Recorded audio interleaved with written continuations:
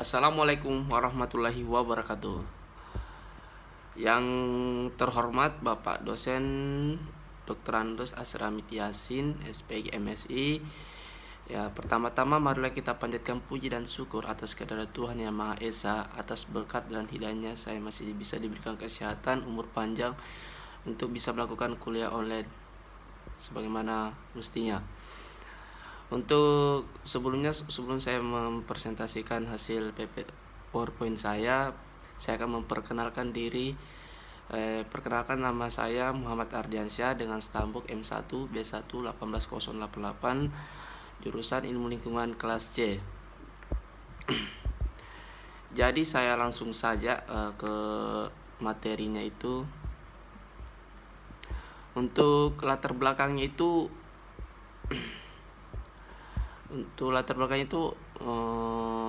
air sangat hubungannya dengan kehidupan manusia. Air merupakan suatu sarana ulama untuk meningkatkan derajat kesehatan masyarakat karena merupakan salah satu media dari berbagai penularan penyakit, terutama penyakit perut. Ya, untuk masalah penyediaan air bersih menjadi hal yang sangat penting diperhatikan untuk menjamin kesehatan masyarakat, sehingga sangat penting bagi tenaga kesehatan termasuk mahasiswa kesehatan masyarakat untuk mengetahui dan menguasai definisi dari persyaratan secara secara kualitatif dan kuantitatif air bersih dan penyakit-penyakit yang dapat menular melalui perantara air serta mengetahui cara mencegahnya.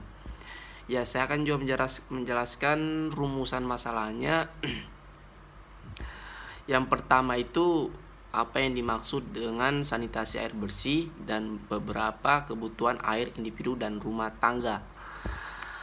Yang kedua itu apa perbedaan antara menurut Permenkes nomor 007 Menkes 5K 2002 dan Permenkes 416 garis miring Menteri Kesehatan, ya bla bla begitu. Yang ketiga, menjelaskan jenis dampak dan bagaimana penyakit menular melalui air. Yang keempat itu apa saja upaya penanggulangan sanitasi air bersih di Indonesia. Masuk ke materinya itu sanitasi air bersih. 1. Sanitasi berlaku sengaja untuk memudayakan hidup bersih, untuk mencegah manusia bersentuhan langsung dengan kotoran dan bahan buangan bahaya. Ya, sanitasi meliputi penjaringan air, pengelolaan limbah, kontrol faktor pencegah dan pengontrolan pencemaran tanah, sanitasi makanan serta pencemaran udara. Ya, untuk yang kedua itu air bersih. Ya, air itu adalah yang biasa itu unsur yang sangat dibutuhkan oleh makhluk hidup termasuk manusia selaku saya juga manusia. Fungsi air bagi kehidupan tidak dapat digantikan oleh senyawa lain. Salah satunya penggunaan air yaitu untuk memenuhi kebutuhan rumah tangga, misalnya untuk minum, mandi, masak, cuci dan pekerjaan dan lain-lain sebagainya. Yang ketiga itu masalah sanitasi air bersih. Ya, sanitasi dan perilaku kebersihan yang buruk serta air minum yang tidak aman berkontribusi terhadap 88% kematian anak akibat diare di seluruh dunia. Di Indonesia, diare masih merupakan penyebab utama kematian yang berusia di bawah 5 tahun. Ini yang perlu diwaspadai. Oke, yang selanjutnya itu air adalah bagian dari kehidupan di permukaan bumi. Ya, ada itu bahasa sekitar Wolf itu menyatakan bahwa manusia memerlukan air sebanyak 2.200 gram setiap harinya, yang sebenarnya ini merupakan 3,1% dari berat badan kita.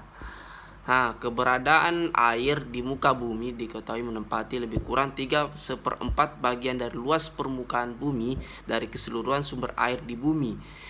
Ternyata 97% lautan dan 3%-nya merupakan air hujan, salju, es, dan air dalam tanah.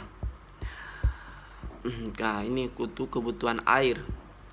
Menurut Permenkes 492 tahun 2010 tentang air minum, air ditinjau dari 3 aspek, yaitu fisik, kimia, dan biologis. Untuk faktornya itu yaitu kuantitas air. Dalam hal ini kebutuhan terhadap air setiap negara berbeda-beda. Untuk negara maju kebutuhan akan air bersih yaitu 60 sampai 120 liter per orang per hari. Sedangkan pada negara berkembang kayak kita ini, negara Indonesia berkembang itu kebutuhan akan air bersih yaitu 30 sampai 60 liter per orang per hari. Selanjutnya itu setiap negara kebutuhan terhadap air berbeda-beda. Dari suatu penelitian yang pernah dilakukan, banyak pemakaian air di setiap negara. Yang pertama itu Amerika 150 sampai 1050 liter per orang per hari. Yang kedua itu Australia, dia itu 150 sampai 250 liter per orang per hari. Yang ketiga itu Eropa itu 50 sampai 320 liter per orang per hari. Untuk angka di atas tadi yang saya jelaskan merupakan pemakaian rata-rata orang per hari, termasuk keperluan total pada daerah rural. Dapat diambil angka hasil studi WHO mengenai pemakaian air untuk daerah pedesaan di negara-negara berkembang, yakni 60 liter per orang per hari. Ya, saya ini juga ada tabelnya. saya tidak bisa terlalu menjelaskan secara banyak kalau di sini karena memakan banyak waktu. Jadi saya singkat saja. Salah satunya itu yang pertama itu jumlah penduduk sekitar kurang dari 2 juta, jenis kota itu metropolitan. Jumlah kebutuhannya itu kurang dari 210 per liter per orang per hari. Ada juga yang jenis kota besar yaitu 500.000 sampai 1 juta. Itu jumlah kebutuhan air itu 120 sampai 150. Ada juga itu yang sedang itu sekitar 20 sampai 100.000, yaitu yang jumlah kebutuhan air itu 90 sampai 100 per liter per orang per hari. Sebenarnya masih banyak, tapi karena waktu jadi saya langsung ke perbandingan Permenkes Indonesia dengan negara lain. Saya akan menjelaskan persyaratan kualitas air minum. Ini agak tabel sih. Bakteriologis.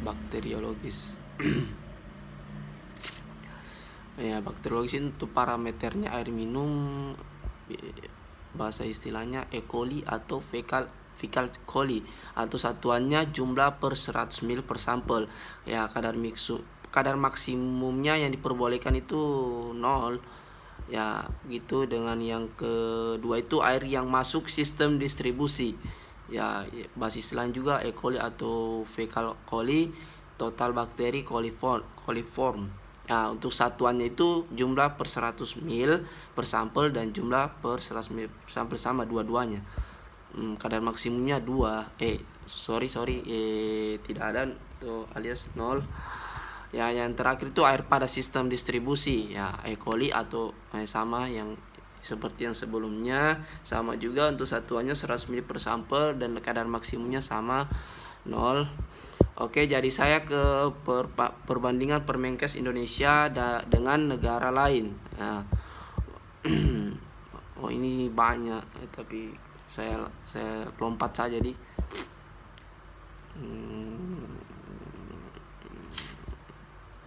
ini untuk fisika. Saya langsung saja ke standar kualitas air di Singapura dan Jepang. Untuk Singapura itu kerangka pemantauan kualitas air pada jaringan distribusi air minum Singapura Tan Gallen Tansen Engineer Water Supply Network DEPAP Singapura, pengelolaan kualitas air setelah instalasi pengolahan yaitu satu itu pemantauan secara online kualitas air.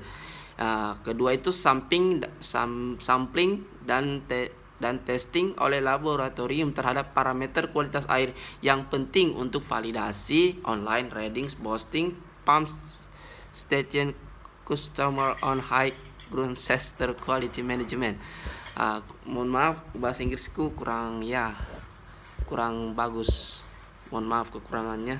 Untuk langsung saya ke Jepang. Badan Air Jepang atau yang disingkat JWA di bawah Kementerian Pertanahan, Infrastruktur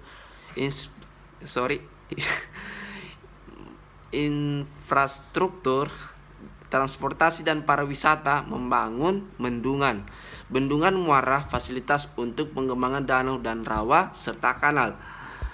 Meskipun kualitas air minum dan kualitas air limbah yang dibuang ke aliran air terbuka biasanya melebihi standar nasional. Kualitas air di sungai dan danau masih belum memenuhi standar lingkungan. Misalnya, tingkat pencapaian standar lingkungan adalah 87% pada tahun 2005, tetapi di danau dan rawa hanya 50%. Untuk saya jelaskan lagi untuk penyakit yang ditularkan melalui air. Yang pertama itu waterborne disease. Kurang bagus bahasa Inggris saya. Ditularkan langsung melalui air seperti kolera, lifoid, hepatitis A, disentri dan poliomyelitis. Yang kedua itu water washed disease. Penyakit ini yaitu akibat higienitas air yang buruk seperti diare, skabies, trachoma dan leptospirosis. Yang ketiga itu water based diseases. Untuk penyakit ini disebabkan oleh bibit penyakit dari siklus air seperti schistosemiasis. Yang terakhir itu water related insect vector mechanism. Penyakit yang disebabkan oleh faktor penyakit seperti filariasis, demam berdarah, dengue, malaria dan yellow fever. Untuk contoh penyakit waterborne disease seperti ini. Seperti ini gambarnya, saya tidak bisa tunjukkan gambarnya ini. Jadi langsung saja ke penanggulangan masalah kesehatan. Untuk pemantauan kualitas air pam harus memenuhi standar yang ditetapkan oleh pemerintah atau instansi yang berwenang. Kedua itu perlindungan sumber air, pembatasan bangunan, pelarangan penebangan hutan dan penguasaan air oleh individu. Yang ketiga itu pengaturan tata ruang, mengatur pemanfaatan ruang dengan mempertimbangkan beban lingkungan. Yang keempat itu monitoring dan evaluasi. Ada itu seperti data hasil monitoring dan evaluasi harus ada untuk memperbaiki kondisi lingkungan.